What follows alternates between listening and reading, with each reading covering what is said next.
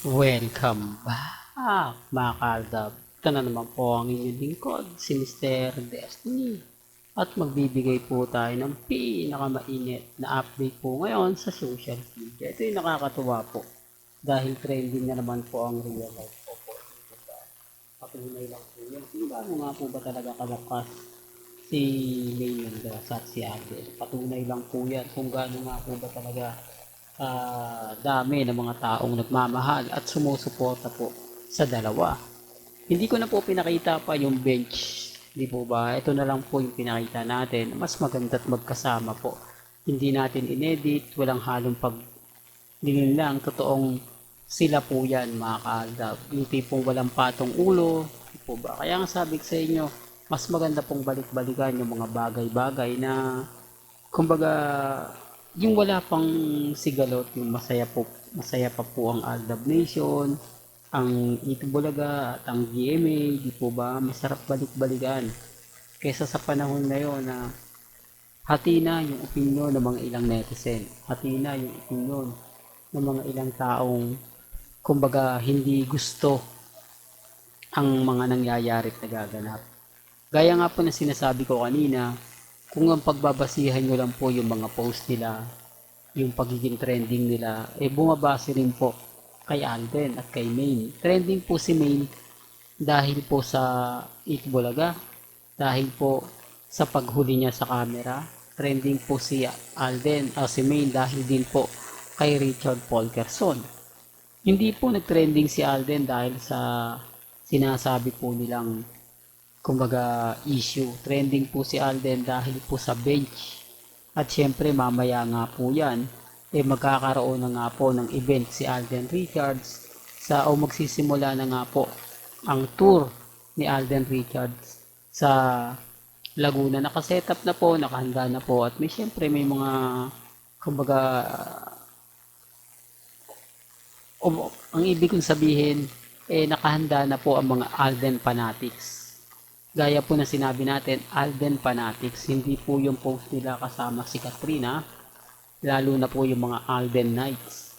Ito yung mga talagang matagal ng supporter ni Alden. Halos yung iba dyan, kilala na po natin. Nakasama na po natin ng mga panahon po ng Aldab Nation, noong mga panahong bumibisita pa si Mengay sa bahay ng pamilya Paul Carson, ng mga panahong nagkakaroon po ng event sa Conchas ni Alden Richards sa Tagaytay at nagkaroon nga po ng pagsugod ng mga Aldab Nation sa bagong bukas na McDonald's ni Alden Richards sa Binyang.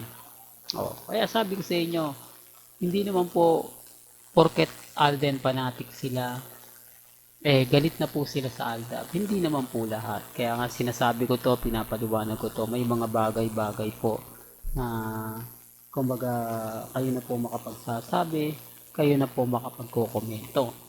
Kaya nga po hindi ako kumbaga nauubusan ng update. Lagi tayong may baon, lagi tayong may mga ganap. Lalo na po ngayon na pinakilala po si Alden Richards ng bench, talagang magte-trending. Di po ba? Ito po yung isa sa rason kung bakit marami naiinggit kay Alden. Isa po ito sa dahilan kung bakit po maraming naninira kay Alden Richards. Sila po yung sobrang naiinggit. Hindi ka naman kasi, sabi ko nga po sa inyo, kapag ka umaangat ka, may lumulubog. Kapag sumisikat at sumisikat ka, yung mga possible, nawawala po sa social media. Pero bago ko nga po pala ituloy itong magandang update na to, kung bago ka lang sa channel na to, at isa kang true-blooded Aldab Nation na nagmamahal kina Mengge at Isoy, tama po ang channel na pinuntahan mo, kaya consider na po kitang bagong subscriber. At huwag mong kalimutang i-share ang mga video po natin sa mga mami, sa mga titas, at sa mga senior. Ulitin ko lang po, remind ko po sa inyo, sa loob din po ng GMA Network, marami talaga naiinggit kay Alden. Dahil tinamasa niya yung mga kumbaga hindi nakuha ng mga bigating artista ng GMA Kapuso. Kahit po noong mga panahon na yon, sila po yung bidang-bida, sila po yung laman ng pahayagan, trending sa social media, pero hindi po nila yon nagawa. Hindi, for the record lang po. Kaya nga sabi ko sa inyo, kampante lang po tayo maging matatag. Lalo na po ngayon na talaga nagte-trending po ang real life couple. Si Mengay naman po, hindi na kailangan pang kumbaga magpalabas ng mga kung ano-ano. Basta nagte-trending din po siya. Hindi po siya nagte-trending dahil sa army na, remind ko lang po, yung mga army na laging mainit ang ulo na sinasabi nilang nagre-relax lang daw po ngayon si congressman dahil may mga bagay-bagay na may inis nga po kayo kapag nakikita ninyo yung mga komento, yung mga post. Pero pag tayo, guilty sila. Gaya po nito, siyempre ipapalanda ka ni Mr. Destiny na trending yung mag-asawa, na pinagpipiestahan yung mag-asawa. Diyan sila guilty, diyan sila inis. Kasi ang gusto nila mangyari, wag nang pag-usapan sila Main at si Alden. Po pwede ba yun? Nakadikit na talaga si Alden kay Main, nakadikit na rin si Main kay Alden. Kaya nga sabi ko sa inyo, bakit nag-trending si Main? Gayong si Alden Richards ay trending po. Wala naman siya sa bench ngayon. Oh, yun ang sinasabi ko mga kaaldab. At speaking of bench ha, kumbaga normal na lang po kung magsasama sa bench si Catherine. Wag po kayong mailang, wag po kayong mainis. Naku, kaya lang naman sumama yan kaya lang naman naging si Alden sa bench kasi nandyan si Catherine. Wag po kayong maniwala doon. Wag po kayong magpapa-apekto sa mga bagay-bagay na ganyan po yung ihahayag nila. Kasi kung nasaan si May, nandun po si Alden. Di po ba? Ilang endorsement nga po ba meron si May na kasama niya si Alden Richards. Una sa lahat, yung Bingo Plus. Di po ba? Naandyan si May, naandyan si Alden. Pangalawa, Bibo. Nandyan din si Main. Pangatlo, BDO. Nandyan din si Main. Pang-apat, bench.